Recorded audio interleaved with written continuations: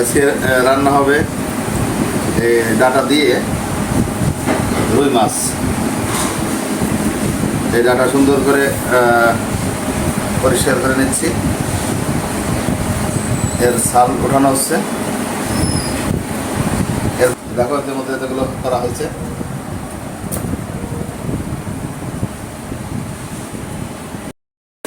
এই ডাটার সাথে আরও কয়েকটা আলু দিয়ে এই রুই মাছ রান্না করলে তার স্বাদ দ্বিগুণ বৃদ্ধি হবে। এই আলু স্লাশ কমপ্লিট হয়ে গেল। এটাকে আমরা কয়েকটু করে নেব।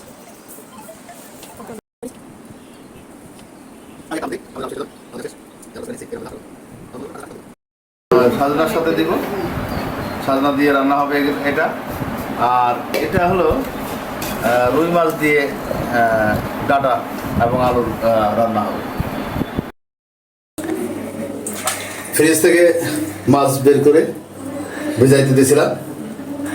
এখন এই মাছগুলো সুন্দর করে পরিষ্কার করে নিতে হবে, ধুয়ে নিতে হবে। মাছ ধোয়ার পরে আমরা তারপরে মাছ ভাজি করে তরকারির মধ্যে দিয়ে দিলেই আমাদের কার্যক্রম মোটামুটি আকারে শেষ হবে।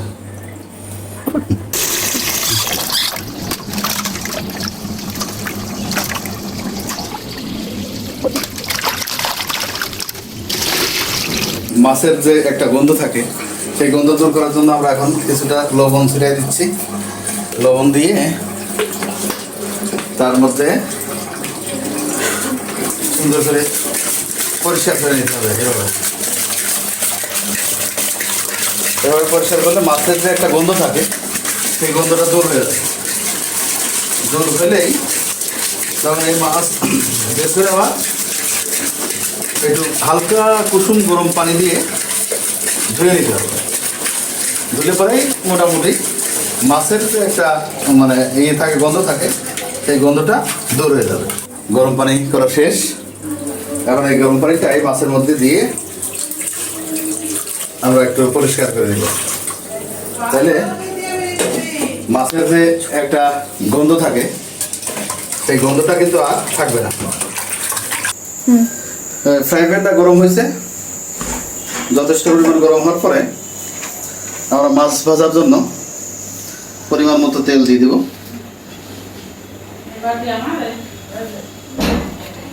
এই তেল যখন আবার একটু গরম হবে তখন এর মধ্যে এক পিস করে মাছ ছেড়ে দেব।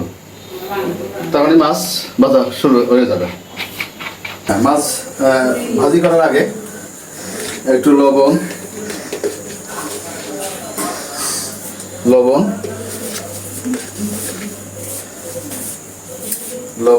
তারপরে এটা মরিচের গুঁড়া, শুকনো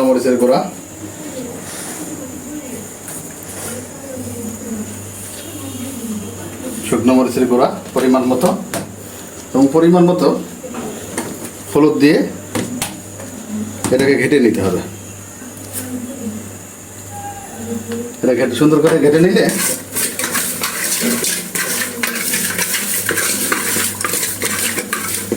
এই তো ঘেটে নিলাম। আর মাছ ভাজার জন্য রেডি হয়ে গেল। আমরা এর মধ্যে মাছ ছেড়ে দেব। এক একটা মাছের পিস ছেড়ে দিচ্ছি। এই মাছ সুন্দর করে ভেজে নিব।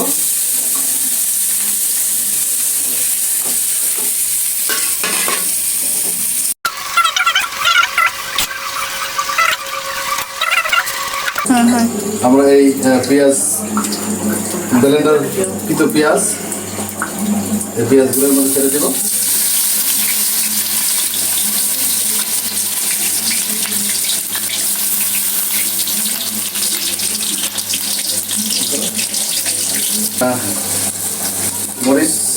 মরিচগুলো এর মধ্যে ছেড়ে দিলাম। ছেড়ে দিয়ে হালকা একটু নাড়াচাড়া দিতে হবে। এরপরে আমরা দেব পরিমাণ মতো লবণ।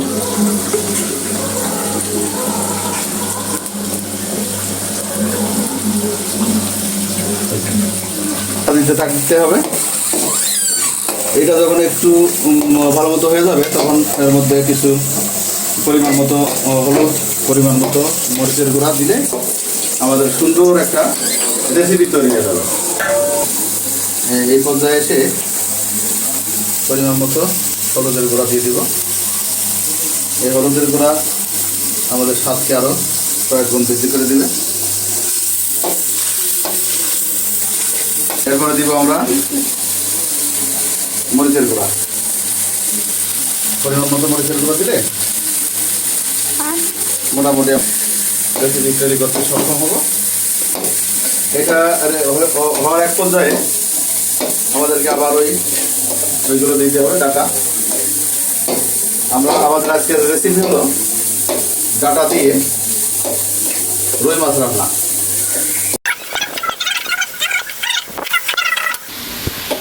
দিয়ে দিলেই তৈরি হয়ে যাবে। এই যে এখন আমরা এর মধ্যে আমাদের আলু এবং ডাটা এটা দিয়ে দিচ্ছি, তরকারিটা দিয়ে দিচ্ছি।